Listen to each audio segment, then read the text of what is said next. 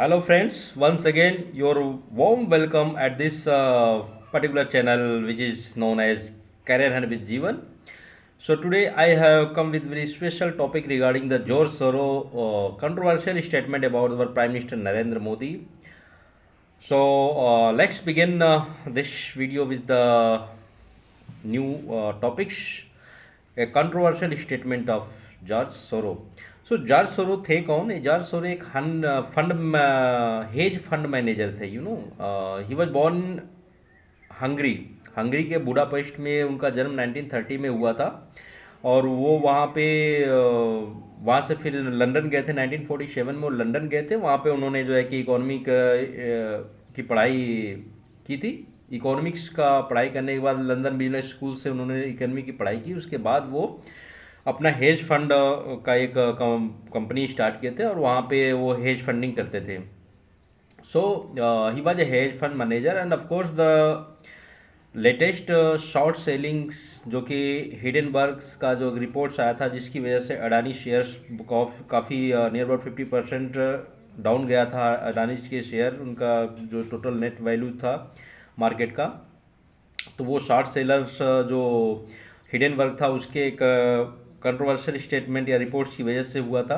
तो ये जो शॉर्ट सेलिंग का इनिशिएशन या जो प्रारंभ हुआ था, उसके पीछे भी ये जॉर्ज सोरो ही है. इन्होंने ही शॉर्ट सेलिंग का एक कॉन्सेप्ट शुरू किया था अपनी हेज फंड कंपनी के द्वारा. तो ये हैं और इनके ऊपर बहुत सारे आरोप भी लगे हुए हैं. अभी ये 2022 में इनका एक कन्विक्टेड भी हुए थे. फ्रांस की गवर्नमेंट ने इनको कन्विक्ट किया था जो कि मैनिपुलेशन के, करेंसी मैनिपुलेशन की वजह से. सो करेंसी में ट्रेड करते थे. कहने का मतलब कि हेज फंडिंग क्या होता है कि बहुत ज़्यादा अमाउंट्स मार्केट में अपना लगाना बाइंग या सेलिंग के लिए. तो ये करेंसी में ट्रेड्स करते थे. तो करेंसी किसी भी कंट्री का बहुत ज़्यादा खरीद लेना, फिर उसको जो है कि किसी भी तरह से उसका रेट डाउन होने पर उसको बेच देना, उसका प्रॉफिट लेना. तो ये सब हेज फंडिंग में होता है. तो यही इनका मेन ट्रेड था. तो इसमें इन्होंने जो है कि अपना किए थे. तो ये शॉर्ट सेलिंग की एक तरह से यू कैन से the initiation of short selling started with the help of this George सोरो. तो अभी रिसेंटली इनका एक कंट्रोवर्शियल स्टेटमेंट आया हुआ है हमारे प्रधानमंत्री नरेंद्र मोदी के लिए. उन्होंने बोला है कि जो इंडिया है वो तो डेमोक्रेटिक कंट्री है, लेकिन यहाँ का जो लीडर है हमारे प्राइम मिनिस्टर नरेंद्र मोदी जी, वो एक नॉन डेमोक्रेटिक लीडर हैं. कहने का मतलब कि वो यहाँ पे एक हिंदू राष्ट्र इस्टाब्लिश करने के पीछे पड़े हुए हैं, जबकि वो बाकी मुसलमान या दूसरे रिलीजन्स के लोगों को फेवर नहीं करते हैं. जॉर्ज सोरो ने जो है कि अडानी जी का और अपनी प्रधानमंत्री नरेंद्र मोदी जी को बताया कि इनका दोनों में आपस में नेक्सस है, मतलब रिलेशनशिप है. प्रधानमंत्री जी अडानी जी को काफ़ी सपोर्ट करते हैं, जिनकी वजह से अडानी जी काफ़ी आगे पहुंचे हैं अपनी बिजनेस में. सो ये भी इनका एक दोषारोपण है. साथ ही जो इसने जॉर्ज सोरो ने जो इंडिया का CAA सिटीजनशिप अमेंडमेंट एक्ट 2019 जो पास हुआ था, उसका भी विरोध किया है. JNK में जो आर्टिकल 370 का स्क्रैपिंग हुआ है गवर्नमेंट ऑफ इंडिया के द्वारा, उसका भी विरोध किया हुआ. तो इस तरह से ये जो है कि हर उस एक्टिविटीज़ का विरोध किया है इंडिया में जो कि इंडियन गवर्नमेंट ने,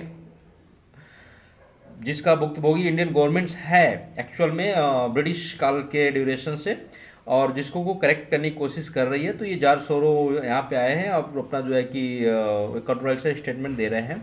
सो I think this is a very bad thing in the sense that outsiders is going to make their own views and decisions on the internal matter of any country. तो ये ठीक नहीं है हमारे देश के लिए, हमारे हित के लिए, हमारे लोगों के हित के लिए. साथ ही साथ फिर इन्होंने जो है कि अडानी के जो इश्यूज था उसमें बोला है कि अडानी जी ने अपना जो मैनिपुलेशन किया, स्टॉक मैनिपुलेशन किया हुआ है करके अपनी जो शेयर्स के रेट काफ़ी बढ़ा दिए थे मार्केट के अंदर.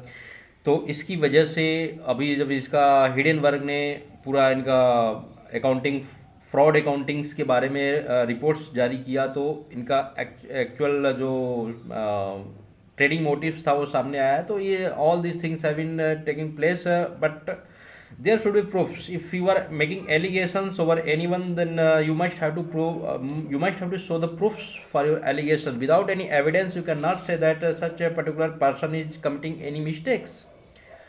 So in the same case also Supreme Court of India have directed to the SEBI in the case of Adani that you have to establish a committee for this scams, and of course to investigate fairly about what exactly is taking place inside the Adani stocks.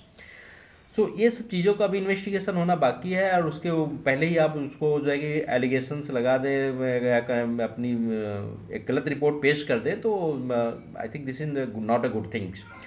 तो ये है तो George सोरो के बारे में एक small description जो कि अभी काफ़ी कंट्रोवर्शियल है. हालांकि हमारे जो एक्सटर्नल अफेयर्स मिनिस्टर हैं श्री जयशंकर प्रसाद जी, उन्होंने सोरो को जवाब दे दिया है बहुत अच्छी तरह से. जो अभी Raisina dialogue at the rate of Sydney, जो अभी सिडनी में हमारे रायसीना डायलॉग के ऊपर चर्चा हो रही थी, उसमें हमारे एक्सटर्नल अफेयर्स मिनिस्टर ने जॉर्ज सोरो को बता दिया है कि आप एक बहुत ही ओल्ड एज, मतलब एक बुजुर्ग ओल्ड एज रिच पर्सन हैं, जो कि psychologically you are not, you can say psychologically weak. So old, rich and psychologically weak persons you are. And of course one more words have been added by external affairs minister Jaishankar is that you are very dangerous for the world economy. तो उनके लिए ये भी word जोड़ा गया कि आप बहुत डेंजरस हैं. तो सोचिए कि फिर ऐसी बयानबाजी का क्या इफेक्ट का फ़ायदा है, जिसके जो कि जो है कि किसी की बसी बसाई साम्राज्य को ही हिला के रख दे बिना किसी एविडेंस के बेस पे.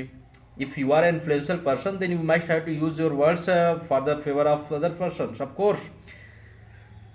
और इनके बारे में कुछ और है. जॉर्ज सोरो के बारे में इन्होंने जो है ओपन सोसाइटी का स्थापना किया हुआ है. ओपन सोसाइटी के द्वारा ये चाहते हैं कि health, education, infrastructure and poverty sector should be eliminated from all over the world. And for those जो ब्लूमबर्ग है उनको, उनमें उन्होंने बताया है, ब्लूमबर्ग एक इंटरनेशनल एजेंसी है जो कि रिच पर्सनस के रिपोर्ट्स को जारी करती है. तो उन्होंने ब्लूमबर्ग में बताया कि he have donated near about $8 billion for the humanitarian philanthropist activities for all over the world, near about 100 countries where he have given donated funds for the philanthropist activities. So अच्छी activity है, but आप जो है कि बिना evidence के किसी के ऊपर ऐसे दोषारोपण करते हैं, ये भी आई think this is not a good thing.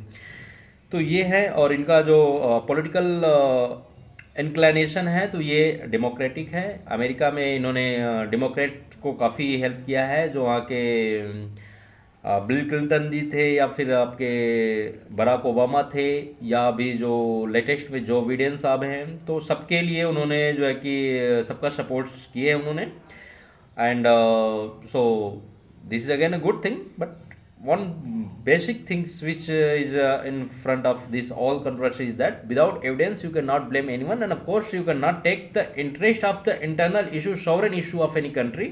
This is against the law of your personal attitudes, and of course this is against the law of the international ethics also, क्योंकि यहाँ पे आप पैसे किसी को ब्लेम नहीं कर सकते.